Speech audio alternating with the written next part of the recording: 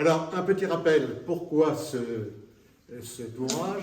Eh bien, le 17 septembre de l'année dernière, s'est déroulé un colloque sur ce thème de la reconstruction de Saint-Malo. Et cet été au Théâtre Chateaubriand, et 8 ou 9 intervenants nous ont présenté des aspects extrêmement variés de ce sujet de reconstruction, avec toutes les hésitations, les péripéties, les interrogations, etc. Faut-il reconstruire, faut-il pas reconstruire? Si on le reconstruit, comment on reconstruit?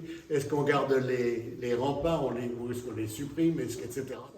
En 1945, il y a eu un lancement d'un parfum, le numéro 5, de Chanel. Eh bien aujourd'hui, sachez que vous assistez au lancement, non pas du numéro 5, mais du numéro 7. Alors, la collection, lorsque je propose à la présidente Annick Magan de Saint-Hélier, en 2014, de lancer effectivement une série nouvelle autour des colloques que nous allions lancer, on amorçait, autour de Jean Chatillon, second saint fondateur de Saint-Malo, c'est le numéro 1. Toute la collection a comme caractéristique, c'est pour ça qu'on l'a appelé les dossiers, la Société d'Histoire, de traiter une thématique, et de traiter une thématique sous différents aspects. Et cette fois, avec Saint-Malo et la reconstruction, 1947-1972, renaissance d'une ville, eh bien, effectivement, là aussi, une belle fresque. Il y a effectivement du texte et il y a aussi beaucoup d'illustrations. De texte, ça commence par un texte robuste de Jean Lebrun sur Guy Lachambre, titré « Guy Lachambre se reconstruit ».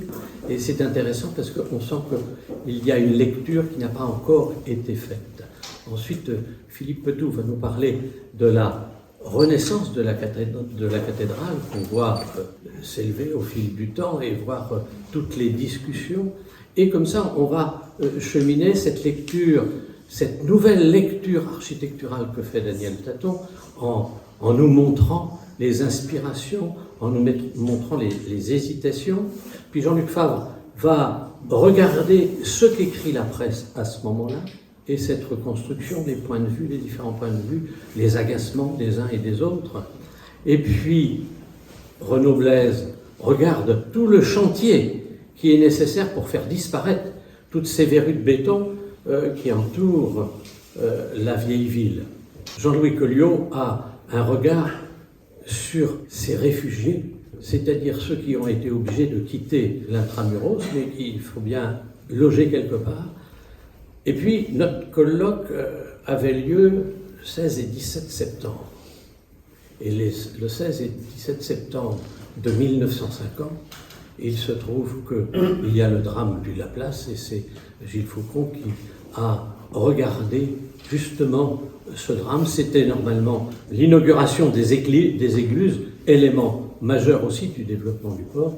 Voilà une collection de références pour ceux qui aiment l'histoire, et pas simplement l'histoire qu'on raconte, mais l'histoire qu'on raconte après avoir fouillé des archives, des documents, et essayer toujours de tirer quelque chose de nouveau. C'est vrai que chaque fois que j'ai une petite recherche à faire, parce qu'on me demande souvent des propos un peu historiques dans des interventions que nous avons à faire, eh bien, en général, les annales de la Société d'Histoire et d'Archéologie sont une bonne référence. Je le reconnais très très volontiers. Vous faites un travail documenté, un travail sérieux, et je sais tout le temps que vous y passez.